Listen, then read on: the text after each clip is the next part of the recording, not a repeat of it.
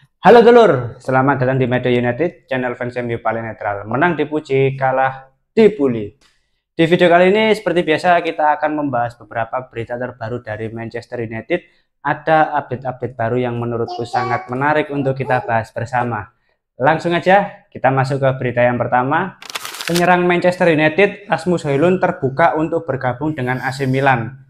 Manchester United yakin kesepakatan dapat tercapai dengan Milan yang sedang membangun kembali skuad mereka setelah kembalinya pelatih Max Allegri. Oke, memang sejak kedatangan Benjamin Sesko, ya situasi dari Rasmus Højlund memang dalam bahaya, ya dalam artian dia tidak bisa selamanya dijadikan sebagai striker utama Manchester United. Daripada dia duduk terus-menerus sebagai pemain cadangan, mending dia dilepas oleh Manchester United. Dan hal itu sudah disampaikan secara resmi oleh pihak manajemen klub bahwasanya Rasmus Højlund tersedia di bursa transfer musim panas ini. Pilihannya kemana? Ya, satu-satunya yang paling dekat saat ini yaitu AC Milan. Di sini sebetulnya Manchester United sudah menetapkan harga untuk AC Milan, yaitu biaya peminjaman sekitar 5-6 juta euro dengan gaji yang ditanggung penuh oleh AC Milan, dan di akhir musim ada kewajiban untuk pembelian permanen sekitar 40 juta. Nah, sebetulnya ini bisa jadi win-win solution ya bagi Manchester United dan juga Rasmus Højlund. Toh Rasmus Højlund di Manchester United sudah berjalan 2 musim ya, meskipun secara market value agak turun, tapi kalau bicara soal pembukuan ini nggak rugi-rugi banget karena sudah apa ya, ibaratnya teman-teman beli barang baru harganya 1 juta tapi udah ada pemakaian 2 tahun, ya otomatis harganya pasti turun gitu loh karena sudah ada pemakaian. Jadi ya namanya kayak orang jualan HP, ya pemakaian wajar selama 2 tahun minus lecet itu wajar. Makanya kewajiban untuk pembelian secara permanen sekitar 40 juta untuk AC Milan menurutku ini masih harga yang wajar. Karena toh di Manchester United dengan adanya Benjamin Sesko, ya Rasmus Højlund terancam jarang dimainkan gitu loh, bahkan sulit untuk bersaing sebagai pemain reguler di setiap pertandingan. Di lain sisi ya Ruben Amorim ini nggak mau skuadnya terlalu gemuk. Karena apa? Karena kompetisi yang diikuti lebih sedikit, hanya kompetisi domestik yaitu IPL, FA Cup dan Carabao Cup. Terus habis itu tidak mengikuti kompetisi Eropa, jadi kalau terlalu banyak squad, nah itu nanti juga mempengaruhi situasi ruang ganti. Karena Amorim juga sangat kesulitan untuk memilih siapa pemain terbaiknya di setiap pertandingan. Maka dari itu perlu adanya perampingan. Beda lagi kalau tampil di kompetisi Eropa, tentu membutuhkan kedalaman squad yang lebih banyak. Tapi untuk musim depan kan bukan seperti itu fokus utamanya. Jadi lebih baik Rasmus Højlund memang dijual saja. Ya kalau opsinya memang peminjaman selama 1 musim dan dimasukkan kewajiban untuk pembelian permanen, ya nggak masalah. Toh secara gameplay ya Rasmus Højlund kurang diberi kesempatan apa selama 1 musim masih kesulitan. Bahkan kalau kita bicara soal link up play ya lebih bagus Joshua Zirkzee sebagai sebuah tim, ya sebagai pemantul dia lebih bagus, terus perannya mulai dari lini tengah itu sampai ke sepertiga akhir dia lebih terlihat jelas gitu loh. Jadi memang sudah sewajarnya Rasmus Højlund dilepas. Toh kalau misalkan dia bertahan, nggak ada jaminan juga dia bisa tampil lebih bagus di musim depan. Ya kemungkinan minggu-minggu ini harusnya sudah selesai proses negosiasi dan Rasmus Højlund resmi dilepas ke AC Milan dengan status pinjaman selama 1 musim. Tidak lama lagi kita akan mendengar berita perpisahan dari Rasmus Højlund, teman-teman. Jadi ini saat-saat terakhir Manchester United memiliki pemain bertalenta yang sulit untuk berkembang. Nggak, memang waktunya dilepas ya. Oke, kita masuk ke berita berikutnya. Manchester United akan mengadakan laga uji coba ekstra menjelang Premier League musim 2025-2026 mulai akhir pekan nanti. Hal itu dilakukan demi memberikan pelatihan tambahan untuk Benjamin Sesko dan Andre Onana. Karena waktunya memang sudah cukup mepet ya menjelang pembukaan Premier League musim depan, dan hanya ada waktu kurang lebih sekitar 1 minggu semenjak kedatangan Benjamin Sesko sebagai pemain baru Manchester United. Sepertinya pihak manajemen sudah mempersiapkan lebih matang agar pemain yang didatangkan ini benar-benar siap menjalani musim baru bersama Manchester United.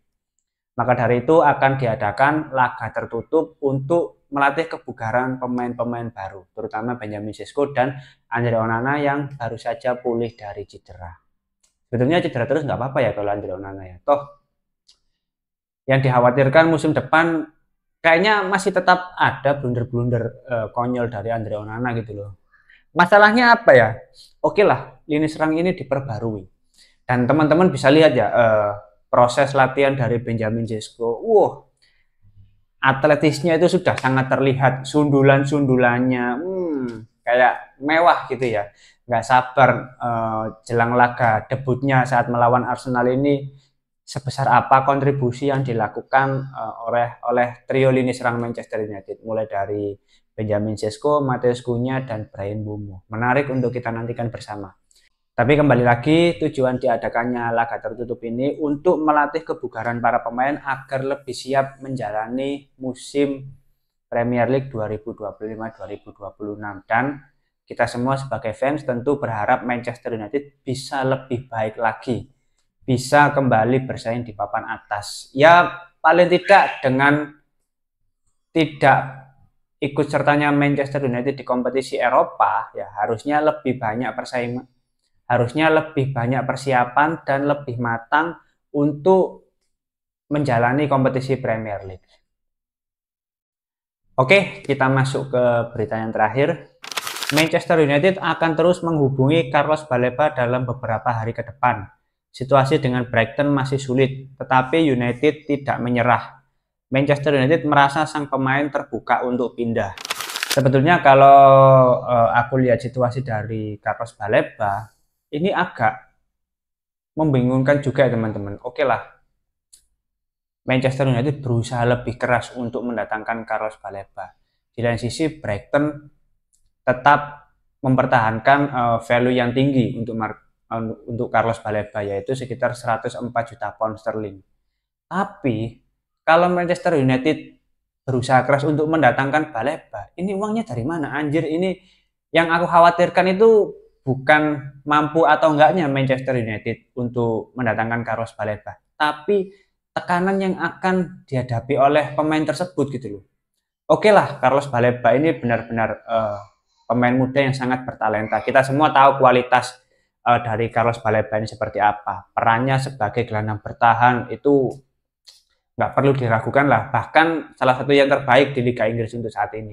Tapi dengan mendatangkan pemain dengan label 100 juta dan bahkan pemain ini masih muda, inilah yang aku takutkan. Takutnya dia tidak bisa membawa beban yang sangat besar dengan harga 100 juta itu.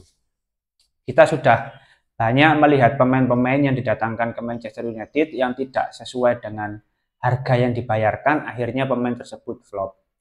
Bahkan Anthony yang didatangkan hampir 100 juta, pada akhirnya juga tidak bisa bersaing dengan kerasnya Premier League. Meskipun dia datang dari Ajax ya, tapi memang secara tempo, intensitas berbeda. Tapi di lain sisi, kalau kita bicara soal Baleba, dia sudah memiliki pengalaman di kompetisi Premier League. Tapi bermain bersama Brighton dengan bermain bersama Manchester United itu sangat berbeda jauh. Kamu bermain di Brighton, menang kalah biasa, nggak akan ada yang menggoreng. Tapi kalau di Manchester United ya, sekalinya kamu memakai seragam setan merah dan tidak bisa memberikan kontribusi secara instan, ya selesai. Bryan Mbeumo buka baju, kelihatan perutnya buncit, langsung diedit ya. Matheus Cunha belum memberikan kontribusi di sepertiga akhir, langsung ditunjukkan statistiknya yang negatif. terus Benjamin Sesko. Besok di laga debut kalau nggak mencetak gol, pasti jadi bahan bully-bulian. Harga mahal tapi ujung-ujungnya flop dan lain sebagainya. Ya narasi seperti itu akan selalu ada dan menempel pada Manchester United.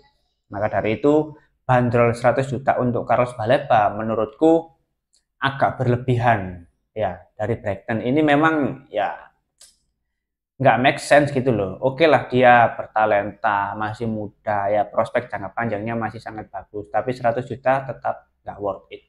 Kalaupun di bawah 100 juta, ya 70, 75 lah harusnya harga yang layak untuk Carlos Baleba. Oke, mungkin itu dulu beberapa berita terbaru dari Manchester United. Kalau teman-teman ada opini lain, langsung tulis saja di kolom komentar. Kita akan diskusi santai seperti biasa. Terima kasih sudah menonton video ini. Jangan lupa like, komen, dan subscribe. Salam.